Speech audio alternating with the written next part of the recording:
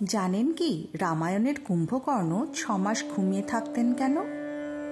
বিশাল দেহী রাক্ষস কুম্ভকর্ণ 6 মাস পর একবার জেগে উঠতেন শুধুমাত্র ভোজন করার জন্য।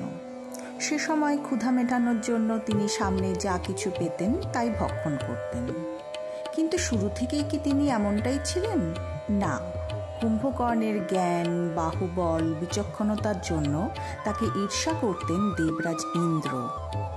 তাই একবার যখন কুম্ভকর্ণ প্রজাপতি ব্রহ্মার তপস্যা করছিলেন, তখন ইন্দ্র তা নিয়ে শঙ্কিত হয়ে পড়লেন।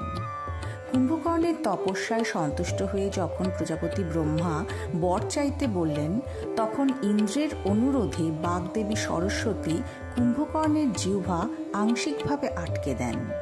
কুম্ভকর্ণ ব্রহ্মার কাছে ইন্দ্রাসন প্রাপ্তির বর চাইবার জায়গায় নিদ্রাসন চেয়ে বসলেন। এরপর থেকেই কুম্ভকর্ণ 6 মাস নিদ্রায় থাকতেন।